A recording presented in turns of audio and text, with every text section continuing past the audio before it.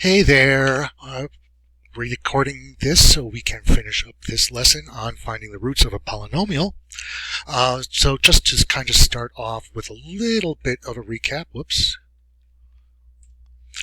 just wanted to quickly go over our objectives here. So today we will be able to find the roots of a quadratic equation by factoring, find the zeros of a quadratic function by factoring, and find the zeros of a polynomial function of degree 3 or higher. Now, when we did this class live, we really got through this pretty quick. And we did a really good job. I think you guys picked this up really quickly. As an example, we did the finding the roots, and we did it a couple of different ways.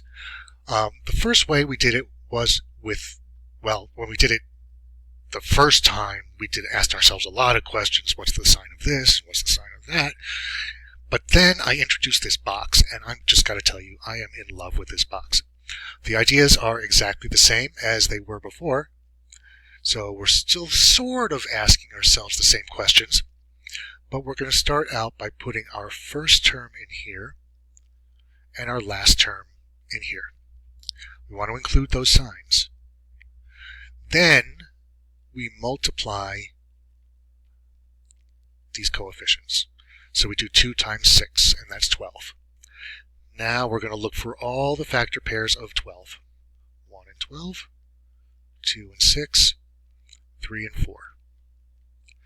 Now since we have a negative number here, we know that we need our factors, or our factor pairs, to subtract to this coefficient, which is 1, the hiding coefficient. And the only way we can do that is with our 3 and our 4. So that means we need our 4 to be positive and our 3 to be negative, because that's how we're going to get a positive 1. And we can put those numbers in either side, in either corner. Doesn't really matter. I always forget to write it as x, but it is really important.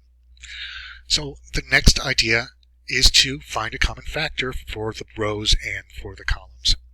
So looking at the first row, I can see we have a common factor there of 2x. And at the second row, it looks like we have a common factor of negative 3. And then if we look at the first column, we have a common factor of x. And the next column, we have a common factor of positive 2. So that means our factors are 2x minus 3 times x plus 2. And then if we were to FOIL this out or multiply this out, we would or should get what we started with. Let's just double check that with a different color, maybe. Yeah, okay. So 2x times x gives us 2x squared. 2x times 2 gives us 4x. Negative 3 times x is negative 3x. And negative 3 times 2 is negative 6. Combine our like terms, and we get 2x squared plus x minus 6. And that's exactly what we wanted. So I think we're all loving this box idea for helping us out with our factoring. And I just kind of wanted to review this for us because we're going to be using it some more with things like this one. This one is very interesting because this is actually one of those ones where we do have something of degree 3. And it's right here. So we actually want to look at this real closely and see if we see any common factors in that whole polynomial. And I think we do. I think what we see is that these all have a common factor of x. So I'm going to actually factor that x out. So I have x times 2x squared minus 7x minus 15 equals 0. Okay? And we want to keep in the back of our minds that zero product property. So if we have a product of If we have a product that equals 0, then one or the other factor, or both factors, has to be 0. So this tells us that x has to be 0, and this 2x squared minus 7x minus 15 has to equal 0. This, okay, we're good with that. We like it. X equals 0. What a wonderful thing. We're going to need to use our box here for the second one. I don't see any common factors in there. So make our box and put in our 2x squared here, our negative 15. Now we want to find all the factor pairs of 2 times 15, so that's 30. So we have 1 and 30, 2 and 15, 3 and 10, 5 and 6. Now, since this is negative, right, we have a negative there, that means we're going to want our other pieces to have opposite signs and subtract out to get 7. So it looks like our 3 and our 10, I know we did this one in class, but we went through it so fast. The 3 and 10 subtract out to be 7, and the bigger number is the one that we want to be negative, because we want a negative result when we add them together. So I guess I'll put my negative 7x here, and I'll put a positive 3x here. Now I'm going to look for common factors in all the rows and all the columns again.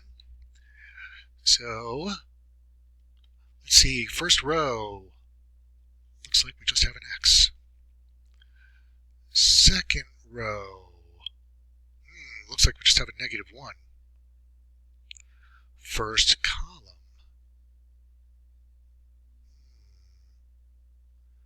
first column also looks like it's an x.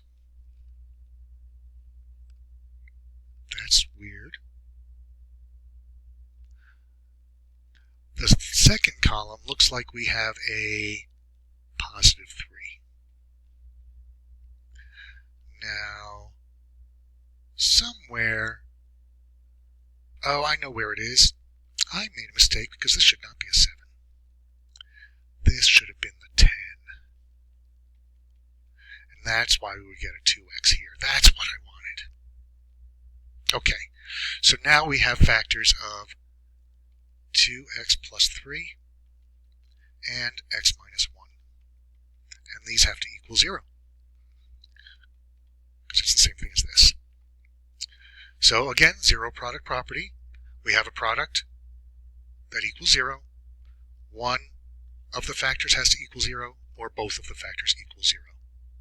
Well, what values of x will make that happen? Well, then we're going to have to split it up. 2x plus 3 can equal 0, or x minus 1 can equal 0. And then we're just going to solve for x. Minus 3 from both sides.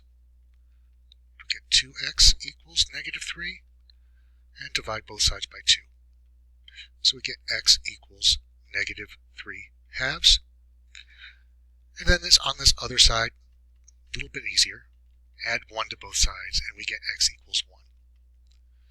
So we actually have 3 possibilities for what x could be to make that a true statement. We could say that x equals 0. We could say that x equals 1. Or we could say that x equals negative 3 over 2. And if we plug any of those into our cubic trinomial, we should get 0. So I wanted to go over this third degree piece before we went any further. And this is kind of where we stopped. We were just about to get to finding the zeros of a function, the zeros of a polynomial function. Well, what this really means when we talk about zeros is basically what Mr. Definition Head says. A zero of a function is a solution to the equation f of x equals 0 when f of x is a polynomial. So basically what we're saying is that we're taking this polynomial here in Mr. Definition Head. He's calling this polynomial f of x, and we want that polynomial to equal 0. So it's really doing the exact same thing as roots. Quite honestly, we're looking for the x-intercepts of the graph, because the x-coordinate is going to be where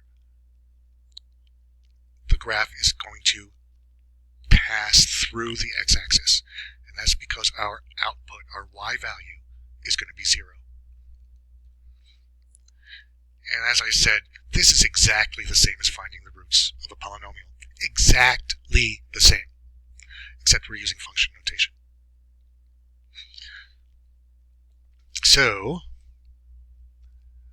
here we have a situation where they gave us a graph, and they say use the zeros of the polynomial to find the x-intercepts of the function. Well, whenever I see a graph, the first thing I always want to do is estimate. I want to estimate the x-intercepts. So I'm looking there, and I'm looking there. Notice there's 2 x-intercepts. It's look like they're about maybe at -0.5 and 0.5. And we do this estimation just kind of as a reality check. Now, the next thing we want to do is actually do this calculation, see if it comes close to our estimate. So we're going to take our function. Here it is, take our function, and instead of calling it f of x, let's call it 0. So we're going to try and find the values of x that are going to make this 0. Well, this is a really, really nice one because we have a perfect square here. We have another perfect square here. And we have subtraction. We have a difference of squares. Differences of squares are pretty easy to factor. So we take the square root of the first one. Square root of 25x squared is 5x. The square root of 9 is 3. So those are our 2 parts. And then we use opposite signs. And we know that it has to equal 0. 0 product property. We've got a product that equals 0. One or both of the factors has to equal 0. So if the first factor is going to equal 0, then we have to solve for x to find that out. Subtract 3. We get 5x equals -3, or x equals -3 over 5. If the second one is 0, then we have to find the x for that. Add 3. We get 5x equals 3. Divide by 5. And we get x equals 3/5. Now, remember, our estimates were about -1/2 and 1/2. Well, -3/5 and 3/5, I would say that that's pretty close. So those are actually the x-intercepts. This one here is 3/5, 0. And this one over here is -3/5, 0. And that's usually going to be the case when we have a difference of squares. So that was pretty nice. We're going to look at something that's going to be a little bit more complicated when we come back. So I'll see you in just a few.